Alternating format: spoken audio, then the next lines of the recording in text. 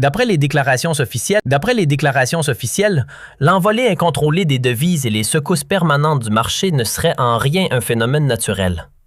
Dans le message adressé à la population, on explique que cette situation plonge vendeurs et commerçants dans l'impossibilité totale de travailler. La cause? L'ennemi. Selon ce récit, certains individus, encouragés ou même payés par des forces hostiles, se glisseraient derrière les marchands et les propriétaires d'échoppes pour transformer leurs plaintes en slogans dirigés contre l'islam, l'Iran et la République islamique. Voilà, dit-on, le véritable enjeu.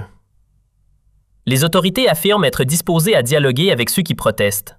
Les responsables doivent écouter les manifestants, disent-ils. Mais discuter avec des émeutiers? Inutile. Les fauteurs de troubles, eux, devront être remis à leur place. Face à l'adversaire, aucune marche arrière n'est envisagée. Avec l'aide de Dieu Tout-Puissant et le soutien du peuple, promet le discours, l'ennemi finira à genoux, si Dieu le veut. Le ton était clair, défi et fermeté. Et la réaction n'a pas tardé une seconde. Quand le guide suprême iranien, l'ayatollah Ali Khamenei, a déclaré « Nous ne céderons pas à l'ennemi », l'une des figures technologiques les plus puissantes du monde a répondu publiquement « Dans tes rêves ».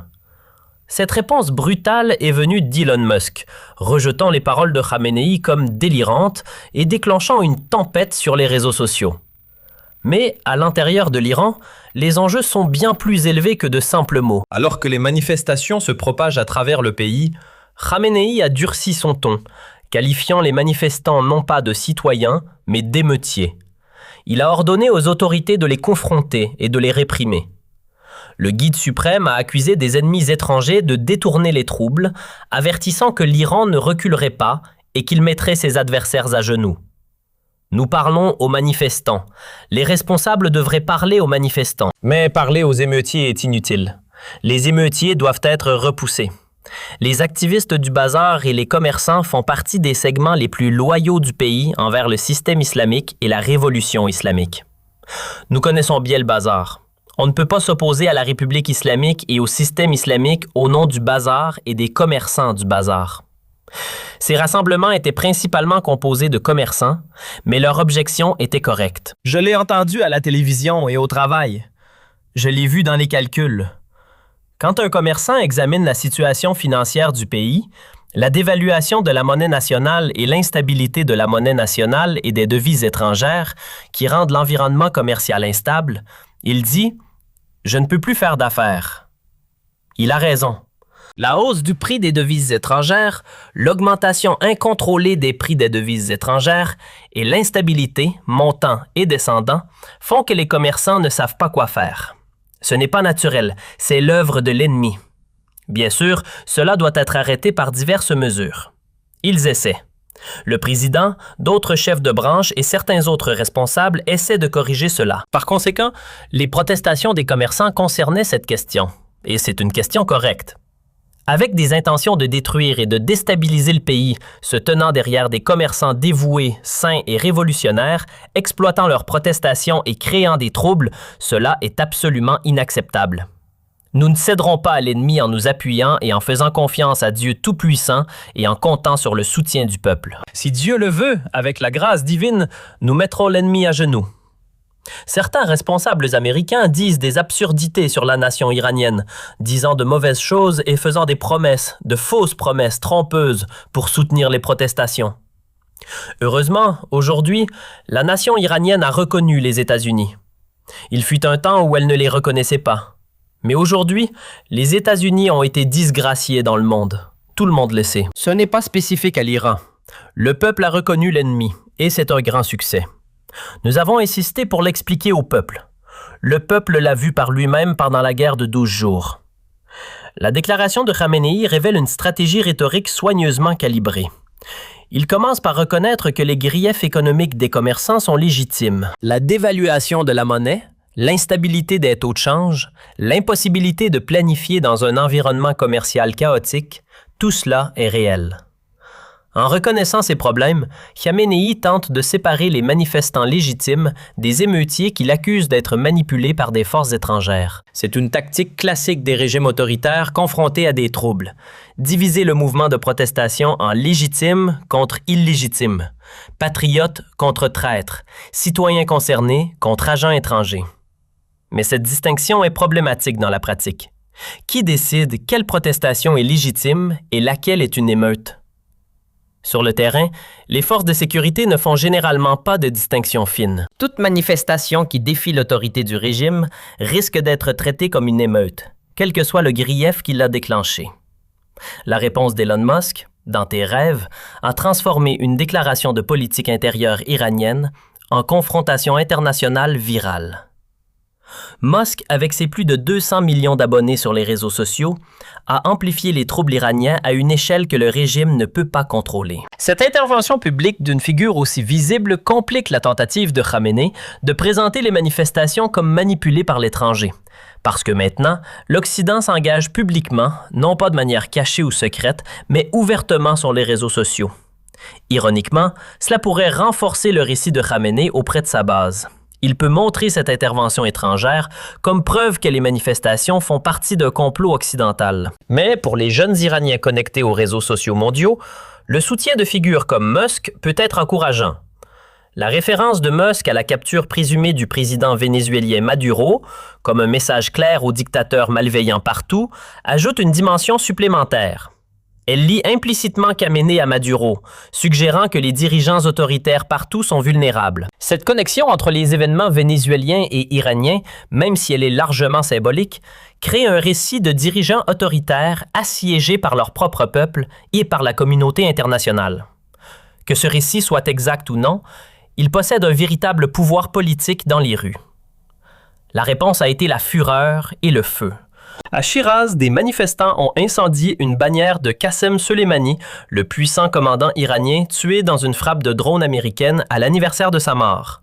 À Mahabad, un kiosque de police a brûlé.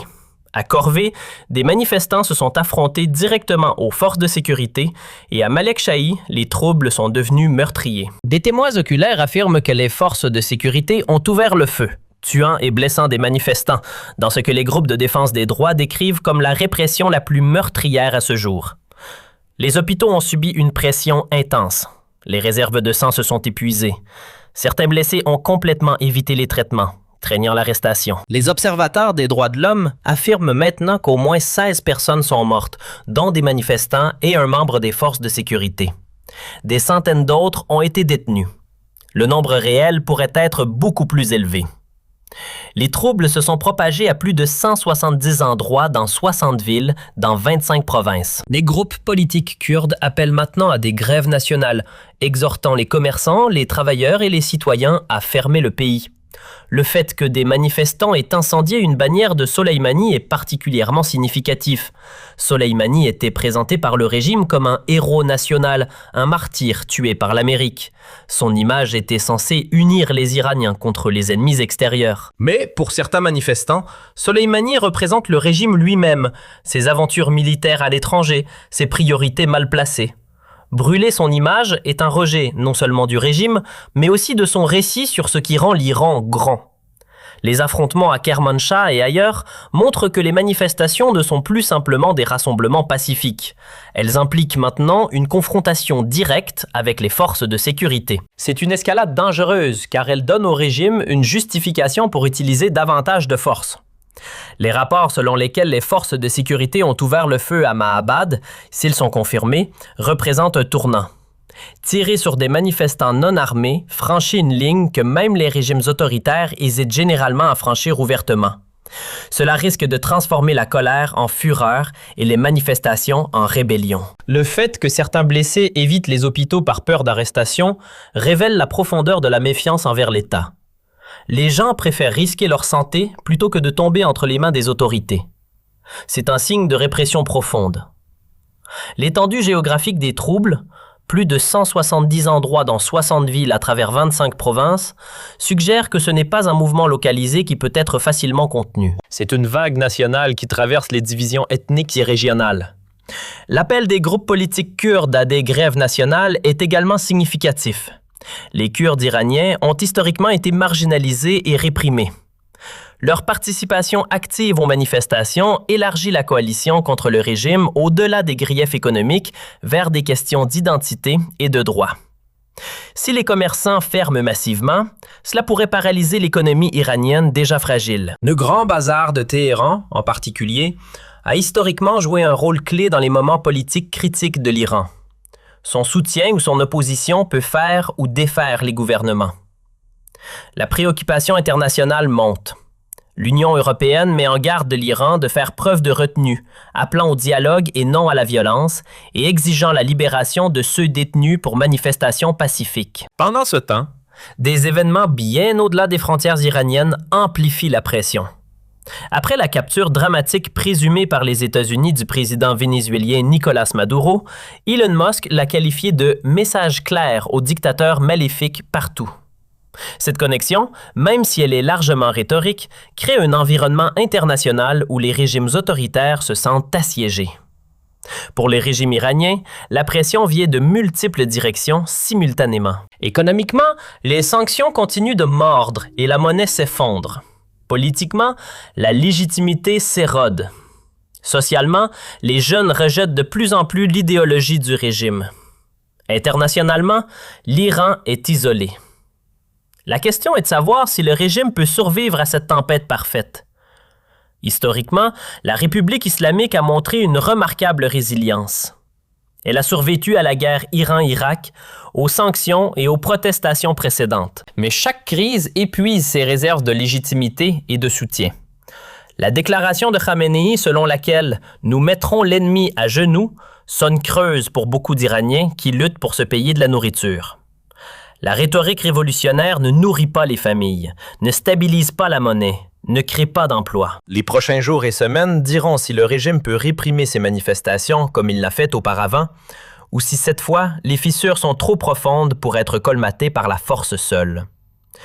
Donnez votre analyse dans les commentaires. Sursaut temporaire, basculement historique ou confrontation appelée à s'intensifier. Si ce décryptage vous a aidé à comprendre les enjeux réels derrière les slogans et la répression, likez la vidéo, abonnez-vous à la chaîne et activez la cloche pour ne rien manquer des prochaines analyses.